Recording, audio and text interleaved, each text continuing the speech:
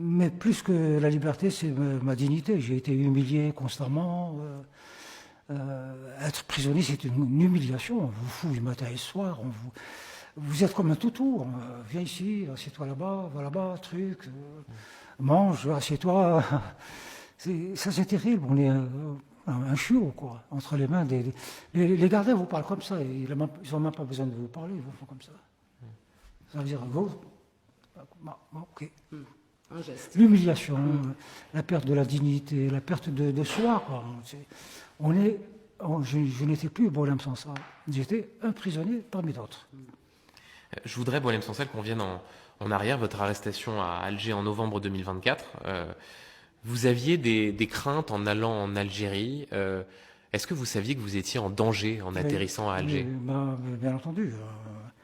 Le régime est très sévère avec les intellectuels de manière générale, les journalistes, le nombre de journalistes qui ont été incarcérés ces 2 dernières années. Je crois qu'on peut les compter par dizaines. On doit être à 50 journalistes qui sont passés en prison.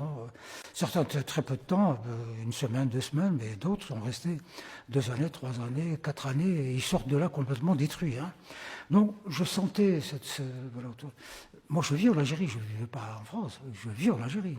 Donc je venais ici pour mes rencontres littéraires et tout ça. Et donc je sentais quand même à un moment donné, avec l'arrivée de ce nouveau régime, qui a tout de suite montré que voilà, comme on disait à l'époque, la récréation est terminée. Le pouvoir veut absolument contrôler la société totalement pour éviter que la reddition du Irak des dernières années. Et le Irak était ce mouvement de protestation, notamment des jeunes contre le régime. En fait, Boualem Sansal, pour ce régime algérien, vous êtes sans doute tout ce qu'il déteste. Vous combattez contre l'islamisme, vous êtes un militant de l'universalisme, un militant aussi de la laïcité, un voltairien qui défend la liberté d'expression, la démocratie. C'est tout ça qu'ils ont voulu enfermer. Alors oui, évidemment, à cause de tout ça, ils me détestent, je suis surveillé, bien sûr. J'ai été limogé, ma femme a été limogée également. Donc il y a eu plein d'actions comme ça qui ont fait que je voyais venir le... Non, mais là, c'est conjoncturel. Je crois qu'il n'a jamais été dans l'esprit du gouvernement de m'arrêter. J'étais au contraire une caution pour le gouvernement. Et ça a été dit et redit. Le président qui disait, vous nous traitez de dictateurs, mais regardez, Boualem Sansal. La preuve que non. Il passe son temps à nous égratigner, à nous... voilà, il est libre.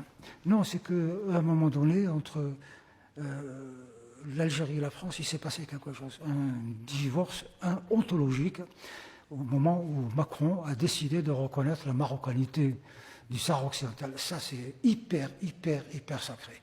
Le gouvernement algérien a deux hochets, on va dire, politiques, idéologiques. C'est le Sahara occidental et la Palestine.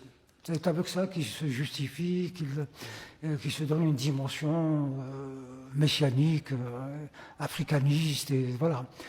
Et là, c'était la rupture avec la France. Et moi, je suis la France. Pour eux, je suis la France. Donc, un morceau de la France. Vous vous considérez, vous avez été otage de la dégradation de cette relation entre la France et l'Algérie. Absolument, c'est ça.